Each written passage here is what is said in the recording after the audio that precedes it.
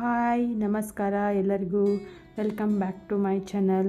ಇವತ್ತು ನಾನು ಇನ್ನೊಂದು ಹೊಸ ಡಿಸೈನ್ನ ಹೇಳ್ಕೊಡ್ತಾ ಇದ್ದೀನಿ.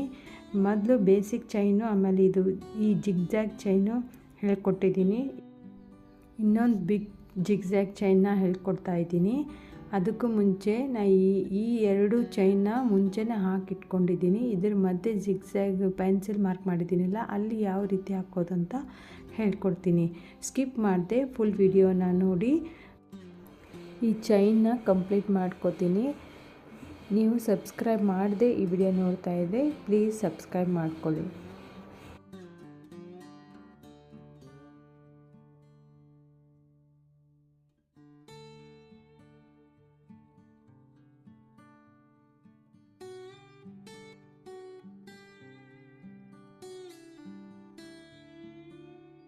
ಈಗ ಈ ಮಧ್ಯೆ ಹೇಗೆ ಹಾಕೋದಂತ ತೋರಿಸ್ತೀನಿ.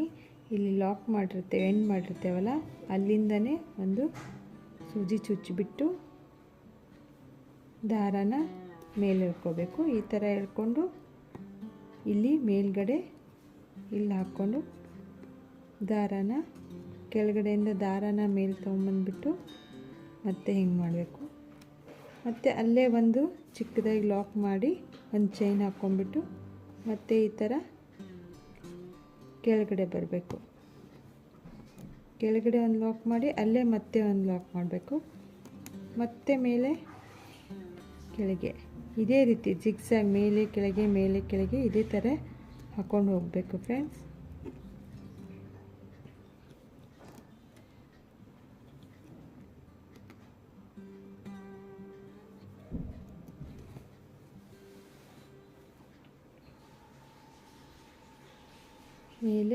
ಮೇಲೆ ಕೆಳಗೆ ಈ ಥರ ಹಾಕೊಂಡು ಫುಲ್ಲು ಕವರ್ ಮಾಡ್ಕೊಳ್ಬೇಕು.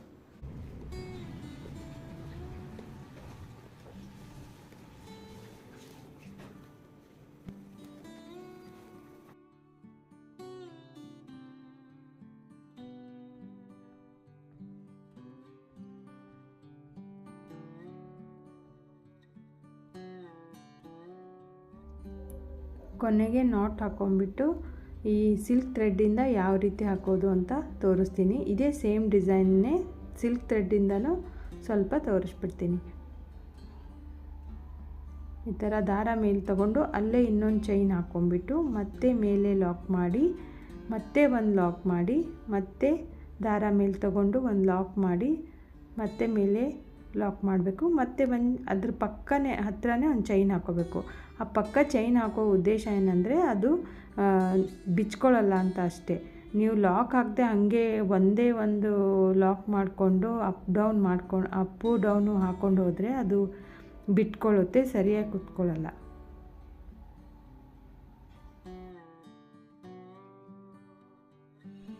ನೀವು ಈ ಡಿಸೈನ್ನ ನೀಟಾಗಿ ಹಾಕ್ಕೋಬೋದು. ಇದನ್ನು ಸೀರೆ ಬಾರ್ಡ್ರಿಗೆ, ಆಮೇಲೆ ಸ್ಲೀವ್ಸ್ ಬಾರ್ಡ್ರಿಗೆ, ನೆಕ್ ಬಾರ್ಡ್ರಿಗೆ, ಈ ಥರ ಬಾರ್ಡ್ರಿಗೆ ಹಾಕಿದರೆ ತುಂಬ ಚೆನ್ನಾಗಿ ಅನಿಸುತ್ತೆ.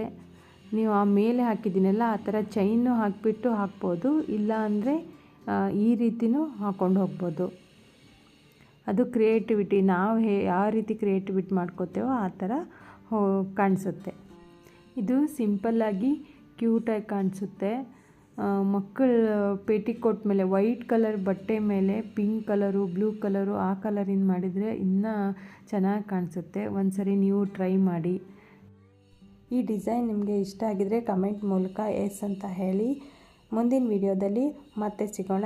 ಬಾಯ್.